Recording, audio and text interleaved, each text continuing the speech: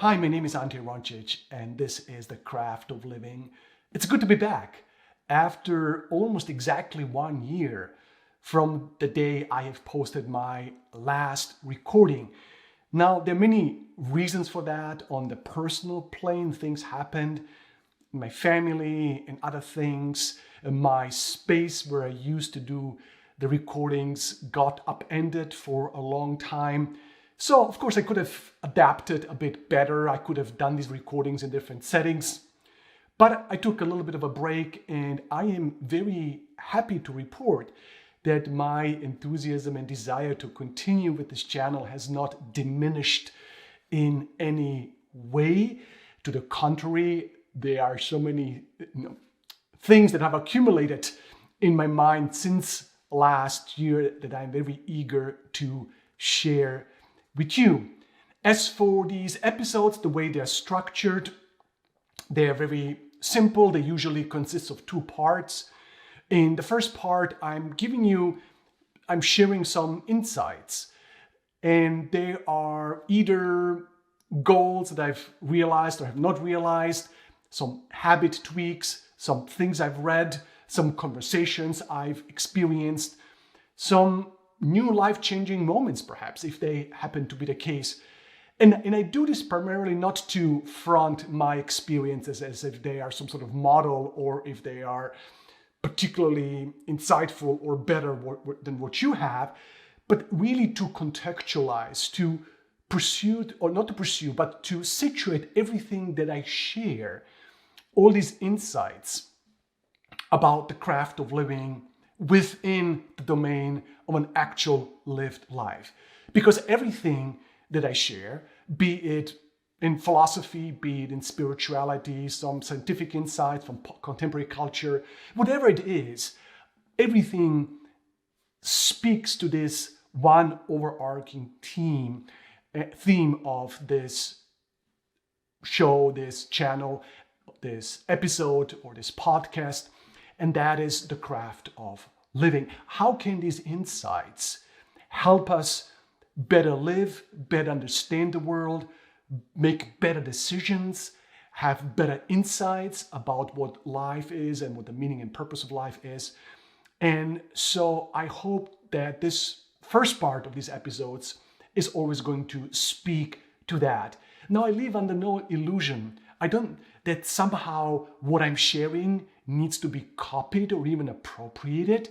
And it's quite possible that of the 100 things that you hear, there might be only one thing that you find kind of interesting and that you want to explore. Obviously, yeah, that's the point.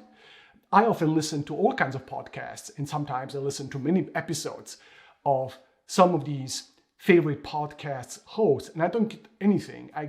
Sometimes I get ideas that I have already been confirmed. Sometimes there's some new insights, but they're not really life-changing. But from time to time, I hear something completely new, which I find very helpful. And I hope something like that is going to take place. So that's always in the first part. Now, in the second part, again, the second part also is then in tune with this stated purpose of the channel and the podcast, which is the craft of living. But there I usually pick one theme or one topic. I pick a thinker, I pick a section from a book on which I comment. And again, there's no disciplinary confinements to all of this. I teach mostly ethics and theology and some philosophy, but I am not offering, this channel is not a theological channel. It is not even specifically a channel on spirituality. I believe that every person of goodwill from whatever walk of life might find some helpful insights and might be able to perhaps even chime in the comment section and say, hey, I like this, why don't you consider this? And I would really like to have this back and forth dialoguing with you, because for me, sharing this, yes, it is about informing people, sharing people, hoping that there might be some audience out there that resonates with some of these insights. But in the truest possible sense, without sounding at all grandiose, this channel and the podcast, like my blog, is actually a spiritual exercise. And I use spiritual exercise in the broad sense of the term, the way Pierre Hadot defines it in the philosophy as a way of life. Exercises for the development of self, the crafting of the self. For me, obviously, this comes from a perspective of a Christian, a committed Christ follower. But for some others, it might be different. And still, I hope that we can find overlapping spaces in the way we talk about life and share experiences. Yeah, so that's that. I have the second part of this episode I recorded a couple of days ago, and I am very excited about this particular topic, about a conviction that you will see might come to you across as self-evident, might not be anything special to you, something that you will say, man, really, he talks about this? This is so obvious. But I think that spiritual revolution happens in our lives, and I've said this many times before, when these very simple and obvious things come to a fruition in our mind and in our soul, when we begin to understand their implications. And anyway, Seneca said the very similar thing. Like people say, well, in response to him, well, what you're saying, this is kind of common sense. Yeah, the fact that something is common sense doesn't make it less revolutionary. In any case, I hope you will enjoy this second part of today's episode. If I had to define one shape, one form, one expression of a fully realized life, how would it look like?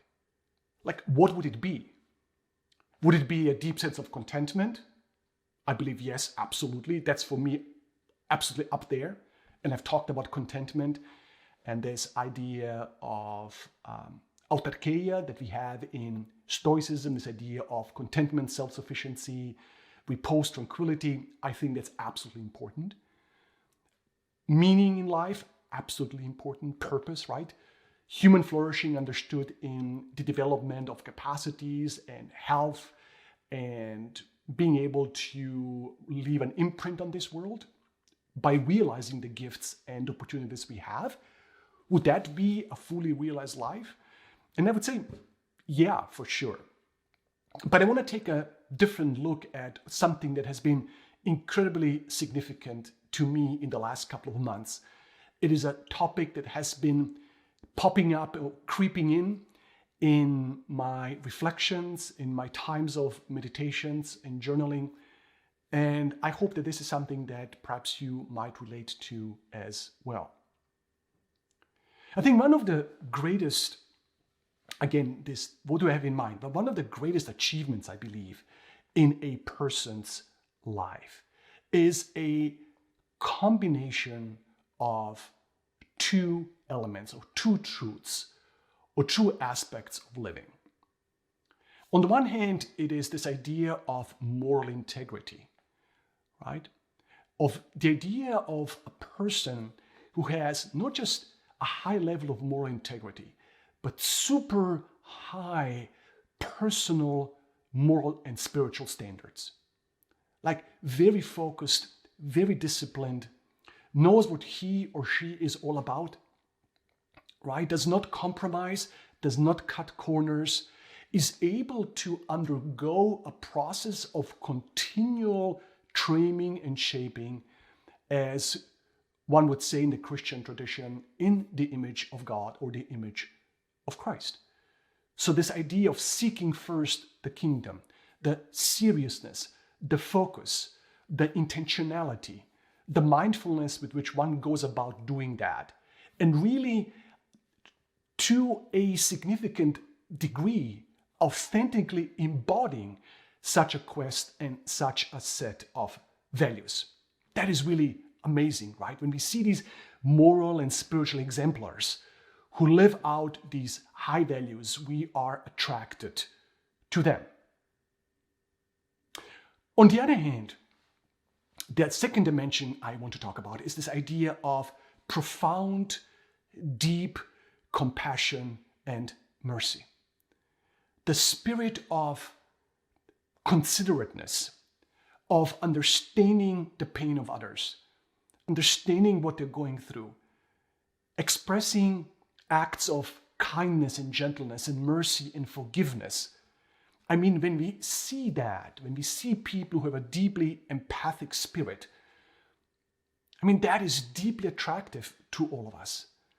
A person who, in addition to just empathy, be it affective empathy or emotional empathy, where we feel what others are feeling, and this is etymologically, certainly in German, where empathy, the German word for empathy is einfühlen, so feeling into someone,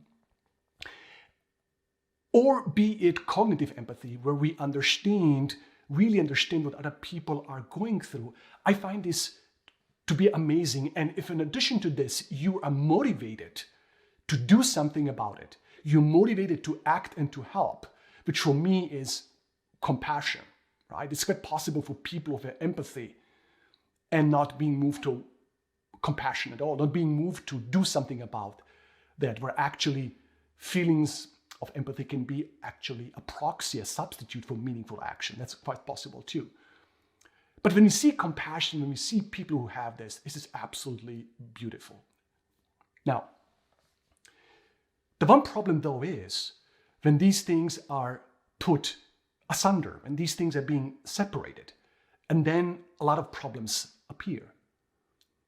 If people who have very personal high standards, have a deep sense of who they want to be, have their moral compass turned to the north and cannot be bought or sold, and who are willing to do everything in terms of spiritual exercises, in terms of rearranging their lives to achieve that goal, being quite intentional about what they're doing, I think that is really something amazing. But if you have that, and at the same time you're being harsh and cutting people down, then actually your moral, quote unquote, your quest for moral wholeness or spiritual perfection, and use perfection in a not in the sense of being infallible, but this ideal of wholeness. If you have that, but you at the same time are rigid and judging and condemning people, then actually that quest for moral excellency can open door to all kinds of practices of exclusion and inner violence. And we see this throughout history. That is absolutely there. On the other hand, if you only emphasize empathy and compassion, and if it becomes divested or separated from a broader moral framework, when it actually becomes a substitute for clear spiritual moral thinking, then that also, in my view, becomes a problem. Now, many people have written about this from different perspectives. Paul Bloom, for instance, in his Against Empathy, actually shows us how empathy can be implicated in profound acts of injustice. Empathy very often can be parochial. It can be part of some political sort of manipulation of people, where we try to engender empathy in people in order to promulgate our particular views. And so empathy can be separated, therefore, from justice, right? In the name of empathy, by trying to coalesce our feeling with a particular victim, in the name of that empathy, a lot of crimes have been committed, including lynching. And that is what Paul Bloom argues, that a lot of these cases of 19th century lynching in America have been motivated by empathy for the supposed victim of the crime. One could go into this a lot, but you see the problem there, right? I think it generally becomes a problem when people, in appeal to empathy and in appeal to compassion, use this as a substitute for high moral standards. That somehow for you to be really an empathic person, to really become a compassionate person, you have to somehow forego any notion of moral excellence, any notion of spiritual wholeness. Because after all, who can judge? We are all the same, we are all messed up. Who can throw the rock, right? The stone. I'll come back to the story in a moment in the Gospels. But that is the argument that's being made. But my problem is that when that becomes a proxy when empathy and compassion becomes a proxy for moral and spiritual ideals, a substitute for that, you actually not only are removing these valuable goals of, moral and spiritual excellence, but you can actually develop a situation in not just of moral indifference and spiritual indifference, but also of potentially of violence. So I've been on the lookout for these people who embody these two dimensions in a coherent way. Like this idea of not just high ideals, but also almost like a life of personal self-discipline, almost using this kind of, you see this language certainly in the Stoics, you see it in Nietzsche, this kind of training into becoming a person of excellence, and you certainly see it in biblical literature, in the Bible for sure. We see Daniel, we see Paul, who is kind of, training his body on a daily basis. He is undergoing a training in godliness, right? We see that language very much in the Bible. So high moral ideals, high level of intentionality, but combined with empathy and compassion. Now, it just so happened that recently I again read some stories, which I always enjoy, reading some of the stories from the sayings of the Desert Fathers, these spiritual athletes in the 2nd and 3rd century who lived in, especially 3rd century and on, in the Egyptian desert and other places, separating themselves from society and living these lives in emulating John the Baptist, of very kind of austere lives of kind of pursuing their spiritual goals of prayer, reflection, contemplation, meditation under situations of physical destitute. And so what these things of the Desert Fathers, they have great stories. And in many instances, you have the stories where these two elements are being combined in a very powerful way. There's a story of a monk who stole a very important manuscript from the community of these monks who lived together. And he took this manuscript, this book, and wanted to sell it in town for some money. And the merchant, he said, okay, well, come after a couple of days. I'll need to find out how much I need to give you. And then I will give you the money. So after a couple of days, this young monk comes to this merchant and he says, oh, you know what? Once I realized that you've given me this expensive, manuscript, I went to Abba Gelasius, who was the leader of this community of which the young monk was a part of. And knowing him to be an expert, I asked him, someone has come and wants to sell this book. For how much should I buy it from? How much money should I give the seller? Now, obviously, Abba Gelasius, being the Abba, right, the leader of the community, knew exactly that the book was stolen, the manuscript was stolen, and he knew who did it. And so this young monk is now, in our language, like freaking out, getting worried. And he said, well, what did Abba Gelasius say? He said, well, he said, this is a very valuable manuscript, and that I should give you 18 pieces of silver for that particular document, that particular book. Nothing else needed to be said, right? Abba Gelasius didn't need to reprimand the young monk. Everything was clear. But you see in this story, the combination of certainly personal high standards and grace and compassion is just beautiful. There's another story of Abba Amonas, also from another context. And some monks are coming to Abba Amonas and they say, you know what, we discovered This other young monk that we know, he is having indecent relationships with other women. And right now, actually, he has a woman in his room, in his cell. And so they take Abba Monas, and so this young monk, he hears steps, and he puts this woman into a barrel and closes it with a lid.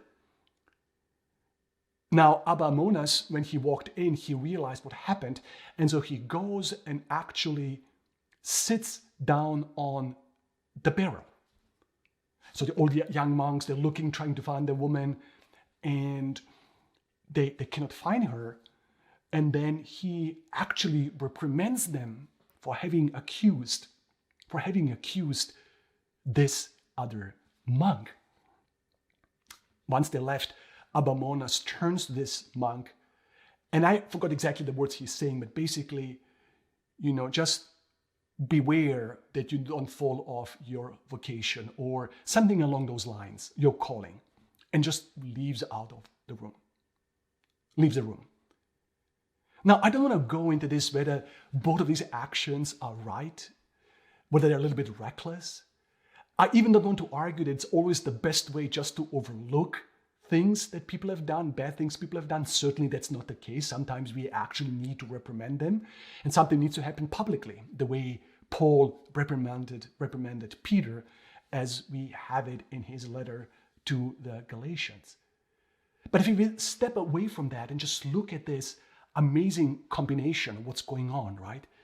These people who have dedicated themselves to the pursuit of spiritual growth, living in the presence of God, willing to separate themselves from society and live in poverty to have that close connection with God. At the same time, realizing that the greatest spiritual virtue you can have is humility. The way your perfection is being best realized is in acts of compassion.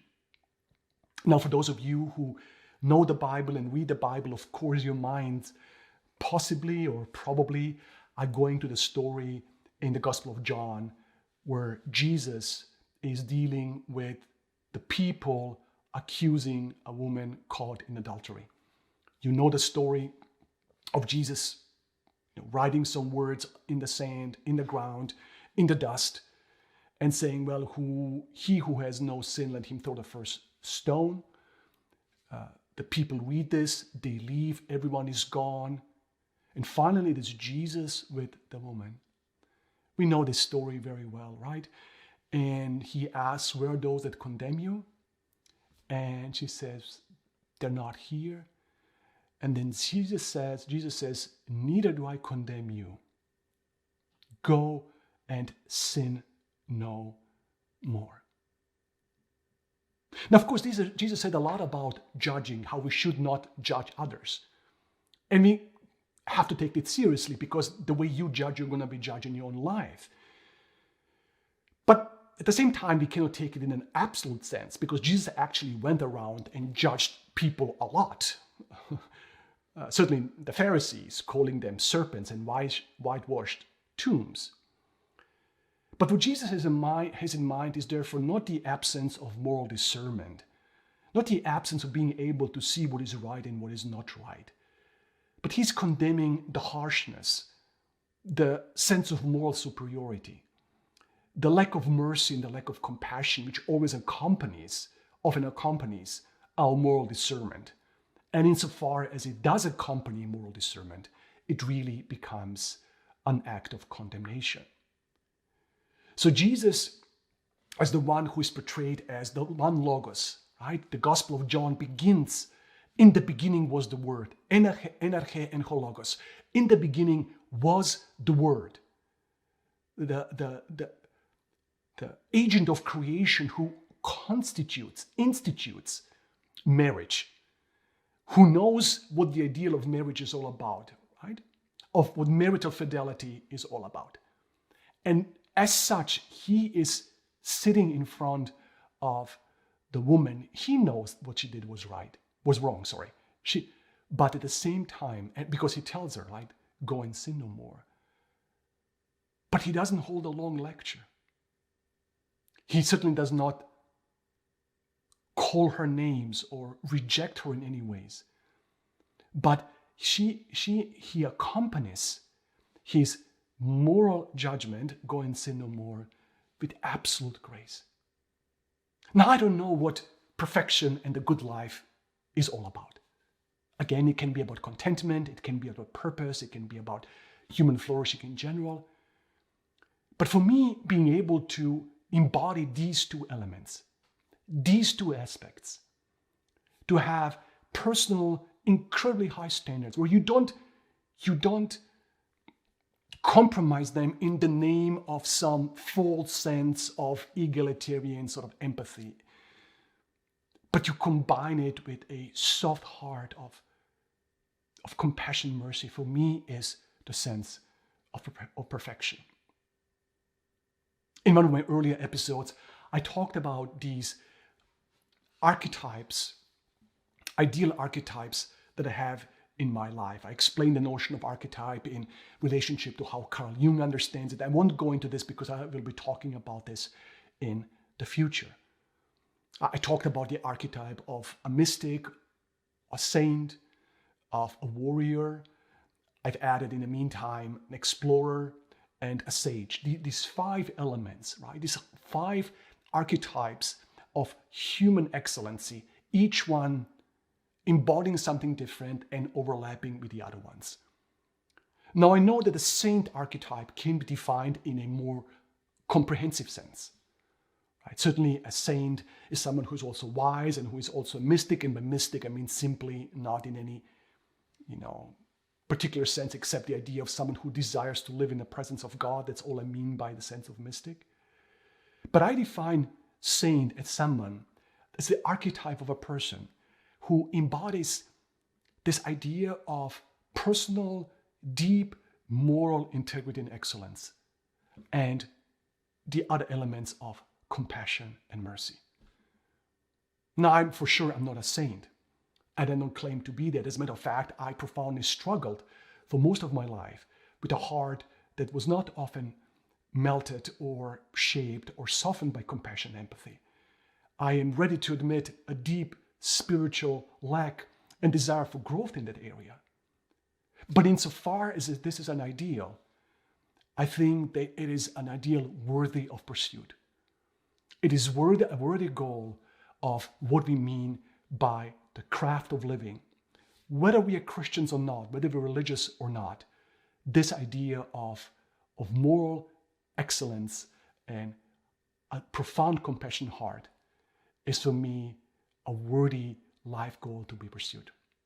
Well, thank you so much for today.